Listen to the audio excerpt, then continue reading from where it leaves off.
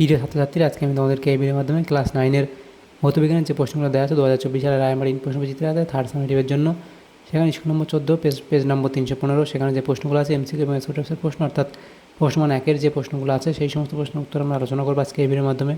তো ভিডিওটা শুরু থেকে শেষ অবধি অবশ্যই তোমরা দেখবে, আর চ্যানেল যদি নতুন হয়ে থাকে অবশ্যই তোমরা চ্যানেলটাকে সাবস্ক্রাইব করে রাখবে পরবর্তী স্কুলের প্রশ্ন উত্তরগুলো পাওয়ার জন্য। আজকে দেখো 14 নম্বর স্কুলে যে প্রশ্নগুলো দেওয়া আছে, এখানে ফিজিক্স এবং কেমিস্ট্রি আলাদা করে দেওয়া হয়েছে। ফিজিক্সের জন্য আলাদা প্রশ্ন দেওয়া হয়েছে প্রথমে, এবং পরে কেমিস্ট্রি দেওয়া হয়েছে।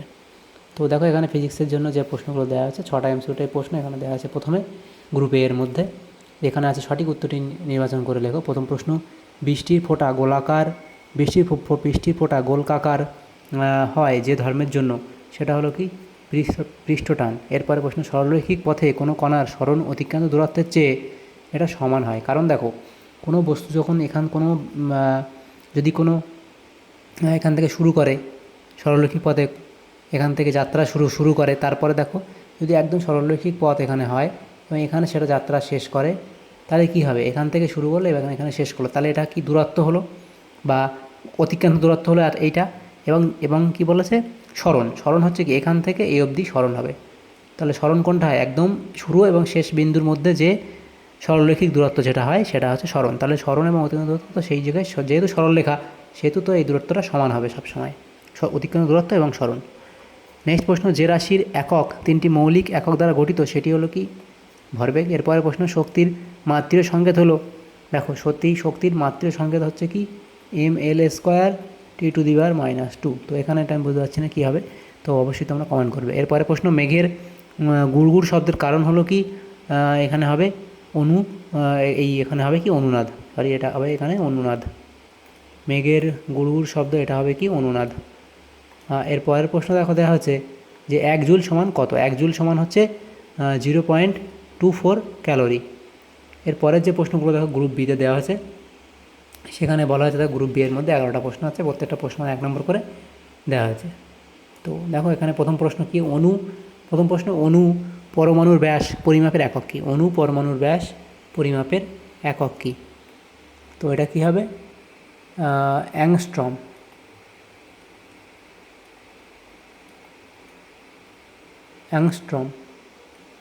এরপরের যে প্রশ্ন এখানে আছে দেখো, দৈর্ঘ্যের বৃহত্তম এককের নাম কি। দৈর্ঘ্যের বৃহত্তম এককের নাম এখানে লিখি, দৈর্ঘ্যের বৃহত্তম একক হলো কি পারসেক। দৈর্ঘ্যের বৃহত্তম একক পারসেক। এরপরে প্রশ্ন, দৈর্ঘ্যের ক্ষুদ্রতম এককের নাম কি। দৈর্ঘ্যের ক্ষুদ্রতম এককের নাম কি, সেটা হলো কি ফার্মি। এরপরের প্রশ্ন, একটি স্থির বস্তুর গতিবেগ কত। একটি স্থির বস্তুর গতিবেগ কত, 0। একটি স্থির বস্তুর গতিবেগ 0। এরপরের প্রশ্ন, গতিশীল কণার সরণ কখন শূন্য হয়। গতিশীল কণার সরণ কখন শূন্য হয়, যদি কণা তার প্রারম্ভিক অবস্থায় ফিরে আসে। তো এখানে এই প্রশ্ন উত্তর লিখি যে গতিশীল কণার সরণ কখন শূন্য হয়, যখন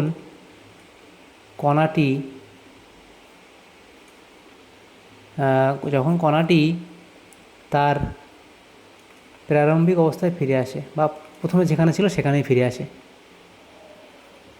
প্রারম্ভিক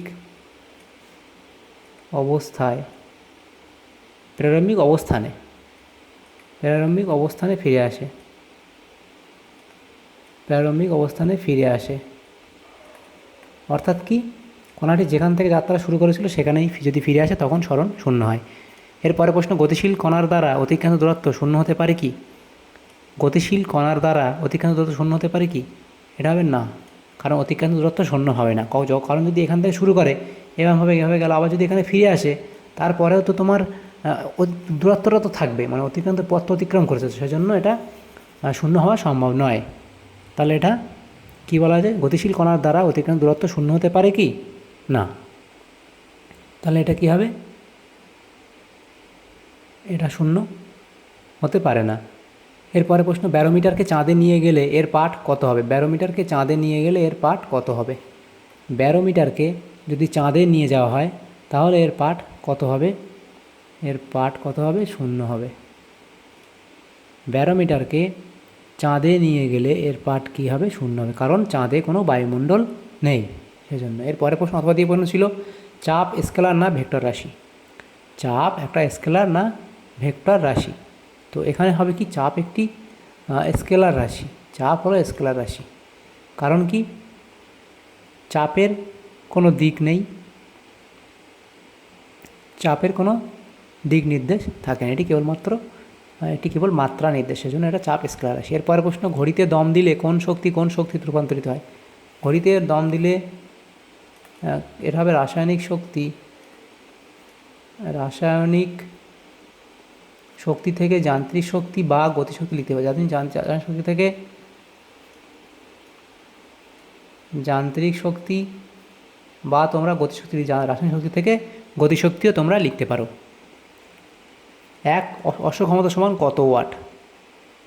এক অশ্ব ক্ষমতা সমান সমান কত ওয়াট, এখানে লিখে দিই। এক অশ্ব ক্ষমতা সমান সমান 746 ওয়াট। এরপরে প্রশ্ন অথবা প্রশ্ন ছিল ক্ষমতা ও বেগের মধ্যে সম্পর্ক কী। ক্ষমতা ও বেগের মধ্যে সম্পর্ক কী। ক্ষমতা ও বেগের মধ্যে সম্পর্ক হলো, এখানে তোমাদের লিখে দিই, ক্ষমতা ও বেগের মধ্যে সম্পর্ক, ক্ষমতা সমান সমান বল ইন্টু বেগ। এরপরে প্রশ্ন দেখো, জলের বাষ্পীভবনের লিনতাপ কত। জলের বাষ্পীভবনের লিনতাপ 537 ক্যালোরি। নেক্সট প্রশ্ন দেখো, দেওয়া হয়েছে 9 দাগের প্রশ্ন, ক্যালোরিমিতির মূলনীতি লেখো। ক্যালোরিমিতির মূলনীতিটা এখানে লিখবে, এখানে দেখো দেওয়া আছে। এবং তারপর অথবা প্রশ্ন ছিল সম্পৃক্ত বাষ্প কি বয়েল ও চার্লসের সূত্র মেনে চলে। সম্পৃক্ত বাষ্প আদর্শ গ্যাসের মতো আচরণ করে না, তাই এটি বয়েল ও চার্লসের সূত্র পুরোপুরি মেনে চলে না। তো 4 দাগের প্রশ্ন উত্তরটা এখানে ডিটেলসে লেখা আছে, এটাও পড়ে নেবে তোমরা 4 দাগের এই প্রশ্নটার। এরপরে প্রশ্ন দেখো, বলা আছে ক্ষণস্থায়ী শব্দ আমাদের মস্তিষ্কে কতক্ষণ স্থায়ী হয়। ক্ষণস্থায়ী শব্দ আমাদের মস্তিষ্কে কতক্ষণ স্থায়ী হয়। ক্ষণস্থায়ী শব্দ আমাদের প্রায় 0.1 সেকেন্ড স্থায়ী হয়। স্টেথোস্কোপ শব্দের কোন ধর্মকে কাজে লাগায়। স্টেথোস্কোপে শব্দের কোন ধর্মকে কাজে লাগানো হয়। স্টেথোস্কোপে শব্দের প্রতিধ্বনি ও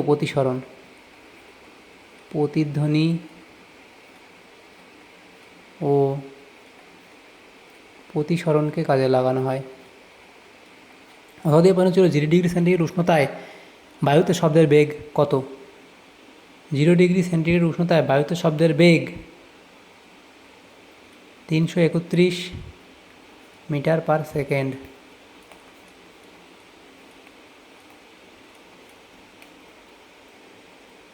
এরপরের যে প্রশ্নগুলো দেওয়া আছে, এখানে কেমিস্ট্রির মধ্যে যে প্রশ্নগুলো ছিল সেই প্রশ্নগুলো দেওয়া আছে গ্রুপ এর মধ্যে। কেমিস্ট্রিতে যে প্রশ্নগুলো দেওয়া ছিল গ্রুপ এতে, দেখো এখানে বলা হয় 7টা প্রশ্ন এমসিকিউ টাইপ দেওয়া আছে। তো একের দাগে কী বলা হচ্ছে, সঠিক উত্তরটি নির্বাচন করে লেখো। প্রথম প্রশ্ন যেটা দেওয়া হয়েছে দেখো, ডয়টেরিয়াম এর নিউট্রন সংখ্যা এটা হলো 1টি। 34 গ্রাম অ্যামোনিয়া কত মোলের সমান। 34 গ্রাম অ্যামোনিয়া 2 মোলের সমান। যে মিশ্রণটি কোলয়েডীয় নয় তা হলো চিনির দ্রবণ। এরপরে প্রশ্ন দেখো, যেটি মৃদু অ্যাসিড সেটি হলো CH3COOH। 5 দাগের প্রশ্নে বলা আছে আলমিক অক্সাইডের উদাহরণ হলো CO2। এরপরে জল ও অ্যালকোহলের মিশ্রণকে পৃথক করার পদ্ধতি হলো আংশিক পাতন। এরপরে প্রশ্ন 7 দাগের প্রশ্নে বলা আছে অ্যাসিডযুক্ত জল পান করলে যে রোগটি হয় তা হলো, এখানে তোমাদের হবে দন্তক্ষয় হয়। এরপরে প্রশ্ন দেখো দেওয়া হচ্ছে গ্রুপ বি এর মধ্যে যে সমস্ত প্রশ্নগুলো দেখো 12টা প্রশ্ন আছে, প্রত্যেকটা প্রশ্ন 1 নম্বর করে 12 নম্বর দেওয়া আছে। প্রথম 2 দাগের প্রথম প্রশ্ন, ম্যাগনেসিয়ামের পারমাণবিক সংখ্যা 12, Mg2+ আয়নে ইলেকট্রন সংখ্যা কত। তাহলে কী লিখবে তোমরা, ম্যাগনেসিয়ামের পারমাণবিক সংখ্যা 12, অর্থাৎ এতে 12টি প্রোটন আছে, 12টি প্রোটন আছে। এবং কি বলা আছে Mg2+ আয়নে, তাহলে ইলেকট্রন সংখ্যা কত। Mg2+ আয়নে কী হয়, 2টি ইলেকট্রন হারানোর ফলে ইলেকট্রন সংখ্যা হবে 10। তাহলে Mg2+ আয়নে কী হয়, 2টো ইলেকট্রন হারানোর ফলে Mg2+ আয়নে ইলেকট্রন সংখ্যা কত হবে, তাহলে সেখানে কি হবে, 10টি হবে। 12টি প্রোটন, পারমাণবিক সংখ্যা 12 মানে প্রোটন সংখ্যা 12, তাহলে ইলেকট্রন সংখ্যা কত হবে, 12 হবে। পারমাণবিক সংখ্যা 12 মানে প্রোটন সংখ্যা 12, ইলেকট্রন সংখ্যাও 12, এবং Mg2+ মানে দুটো এখানে কি হয়েছে, দুটো ইলেকট্রন ত্যাগ করেছে, তাই সে এখানে 2+ হয়েছে, তাহলে সেখানে 10টি ইলেকট্রন থাকবে। নিউক্লিয়ন কি? তো এটা তোমরা লিখবে, নিউক্লিয়ন বলতে বোঝায় পরমাণু নিউক্লিয়াস থাকা প্রোটন ও নিউট্রনের সমষ্টিকে। এখানে লিখে দিই, নিউক্লিয়ন বলতে বোঝায়, নিউক্লিয়ন বলতে বোঝায় পরমাণুর নিউক্লিয়াসে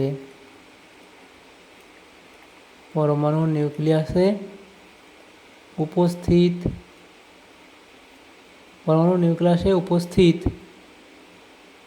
প্রোটন ও নিউট্রনের সমষ্টিকে।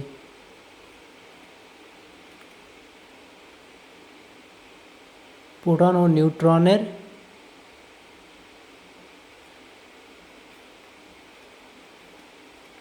সমষ্টিকে। এরপরে প্রশ্ন ছিল এসটিপিতে 44 গ্রাম CO2 এর আয়তন কত? এসটিপিতে 44 গ্রাম CO2 এর আয়তন কত? তো এখানে যেহেতু প্রশ্নটা 1 নম্বর আছে, তো বেশি করার দরকার নেই, শুধুমাত্র তোমরা লিখে দিতে পারো 22.4 লিটার, অথবা তোমাদের অঙ্কটা এভাবে করতে হবে। কারণ কি, 1 মোল গ্যাসের আয়তন এসটিপিতে প্রায় 22.4 লিটার হয়। 1 মোল গ্যাসের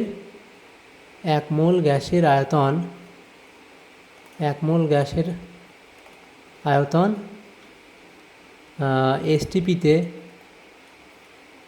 এসটিপিতে কি হয়, প্রায়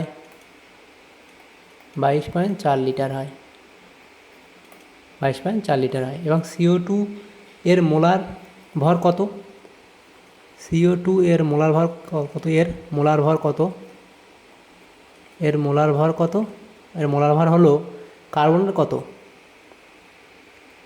কার্বনের হচ্ছে 12, অক্সিজেনের কত?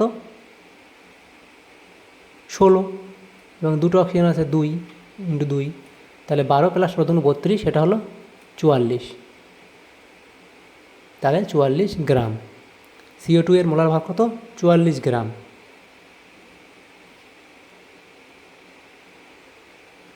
তাই 44 গ্রাম CO2 এর আয়তন হবে, তাই 44 গ্রাম CO2 এর আয়তন 22.4 লিটার। তো তোমরা উত্তরে শুধু 22.4 লিটার লিখে দিলেই হয়ে যাবে। অর্থাৎ এই প্রশ্ন ছিল 1 মোল অক্সিজেনে পরমাণুর সংখ্যা কত? 1 মোল অক্সিজেনে পরমাণুর সংখ্যা কত? 6.02 × 22 × 10⁻23T। এটা হলো। এরপরের প্রশ্ন, 1 মোল জলে কটি অক্সিজেন পরমাণু আছে? 1 মোল জলে 1টি অক্সিজেন পরমাণু আছে। 1টি অক্সিজেন পরমাণু আছে।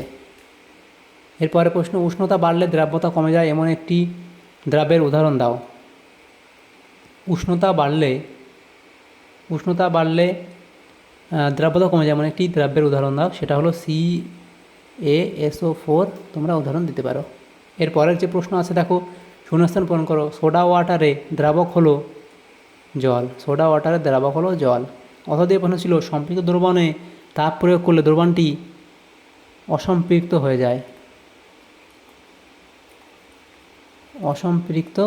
যায়।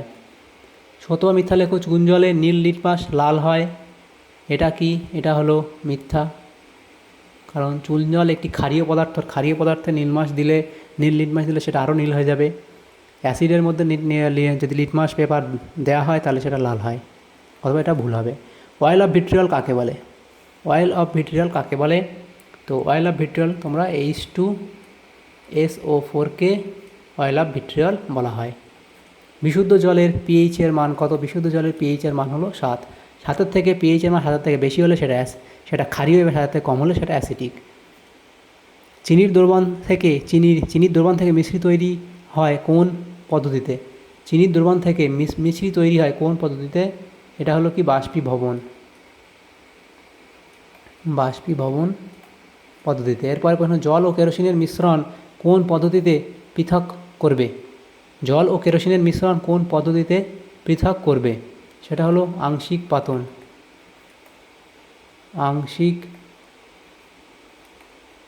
আংশিক পাতন। জলে স্থায়ী ক্ষারতা উৎপাদনকারী একটি যৌগের নাম লেখো। জলে স্থায়ী ক্ষারতা উৎপাদনকারী একটি যৌগের নাম হলো MgSO4। সত্য না মিথ্যা লেখো, তো এটা লেখো MgSO4, এটা তোমরা লিখবে ম্যাগনেসিয়াম সালফেট। Magnesium sulphate. এরপরে প্রশ্ন, সত্য না মিথ্যা লেখো। বয়লারে মৃদু জল ব্যবহার করা হয়। বয়লারে মৃদু জল ব্যবহার করা হয়, এটা এখানে ঠিক বলা হয়েছে। জলের আপেক্ষিক তাপ সর্বোচ্চ, এটাও ঠিক বলা হয়েছে। তাহলে দুটোই ঠিক বলা হয়েছে এখানে। তাহলে এখানে এই সমস্ত প্রশ্নগুলি ছিল আমাদের যে 14 নম্বর স্কুলে ক্লাস 9-এর ভৌতবিজ্ঞানের এই সমস্ত প্রশ্ন ছিল। 1 নম্বর প্রশ্ন, মানে যে প্রশ্নগুলো ছিল গ্রুপ এ এবং বি এর মধ্যে, সমস্ত প্রশ্ন উত্তর আমরা আলোচনা করলাম আজকে এই ভিডিওর মাধ্যমে। তোমাদের যদি সামান্যতম উপকার হয়েছে থাকে ভিডিওটা অবশ্যই লাইক করবে, বেশি বেশি করে বন্ধুদের সাথে শেয়ার করবে। আর পরবর্তী স্কুলে প্রশ্ন উত্তরগুলো পাওয়ার জন্য আমাদের চ্যানেলকে অবশ্যই সাবস্ক্রাইব করে রাখবে। Thanks for watching.